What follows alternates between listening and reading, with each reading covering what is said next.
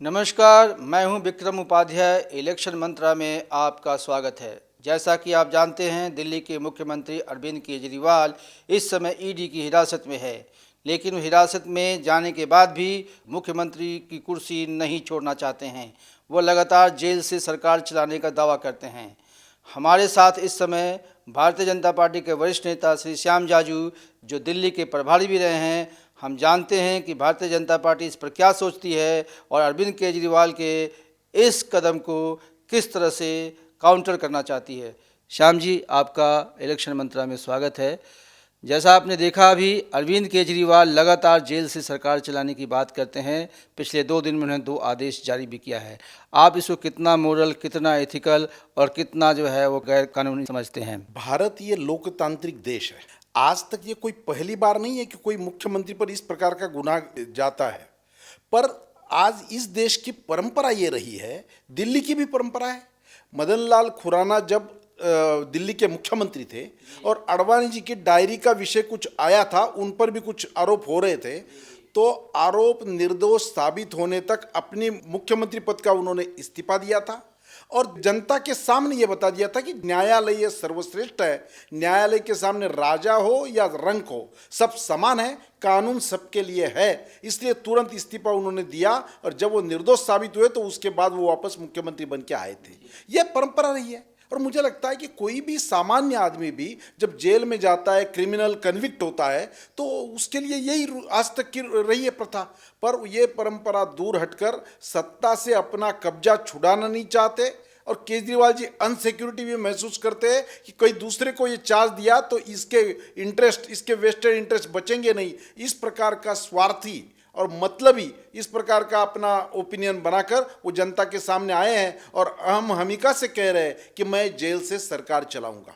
श्याम जी, जैसा कि आम आदमी पार्टी लगातार यह दावा कर रही है कि अरविंद केजरीवाल अंतिम दिन तक बीजेपी के खिलाफ लड़ते रहेंगे और वो जनता की सेवा में लगे रहेंगे। वो एक जन आंदोलन की तरह इसको बनाना चाहते हैं। अभी तक के 3 या 4 दिन के काम में क्या आपको कहीं जनता की प्रतिक्रिया दिखाई दे रही है? लोगों का ये भ्रम है।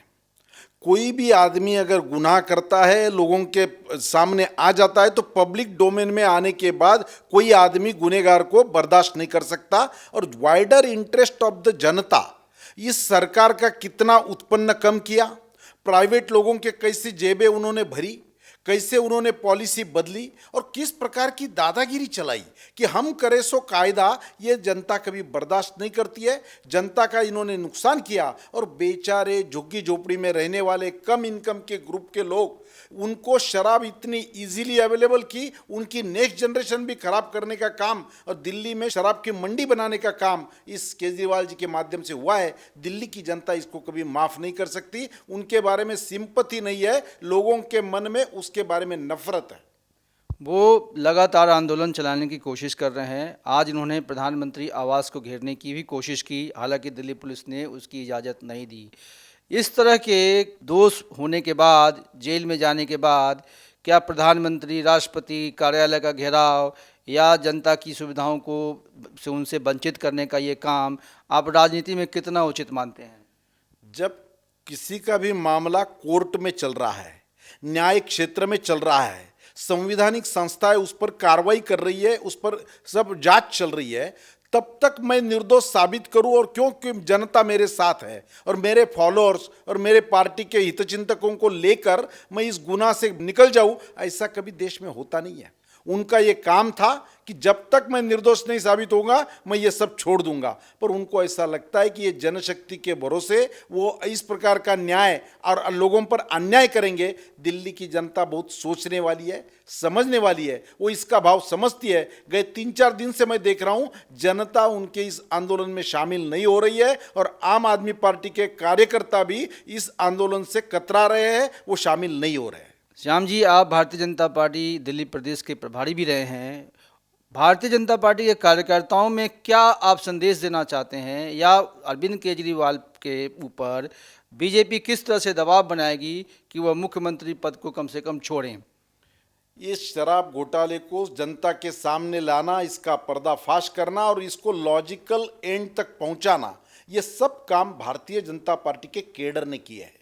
गए साल 1.5 साल में हमारा एक भी सप्ताह खाली नहीं गया कि हमने ये विषय उठाया नहीं। और अब बातें बहुत स्पष्ट हो गई है। पैसा कहाँ से आया, कैसे वापस चला गया, कैसे चुनाव में वो खर्च हुआ, किस माध्यम से गया, इसके सब सबूत आ गए हैं।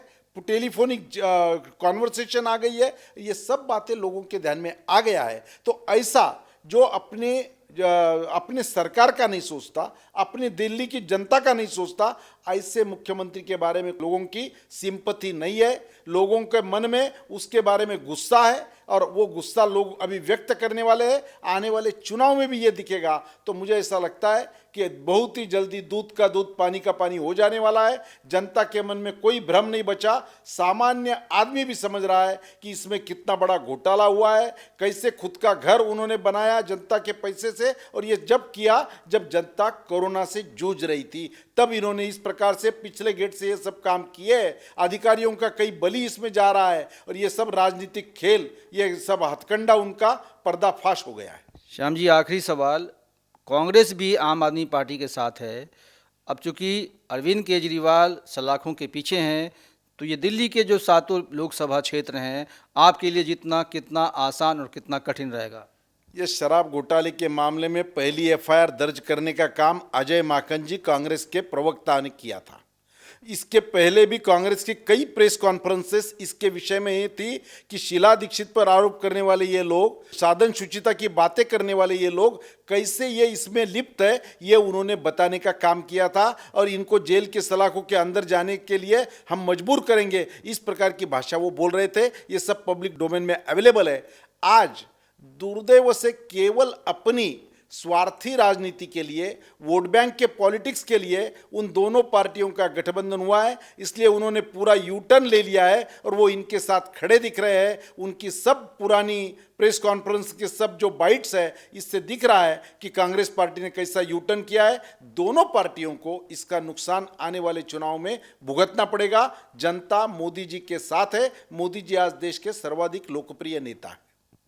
तो ये थे भारतीय जनता पार्टी के वरिष्ठ नेता श्याम जाजू, जो दिल्ली की राजनीति के बारे में खूब जानते हैं और अरविंद केजरीवाल की रणनीति के बारे में भी जानते हैं। ये कार्यक्रम आपको कैसा लगा, आप हमें ज़रूर बताइए और देखते रहिए इलेक्शन मंत्रा। नमस्कार।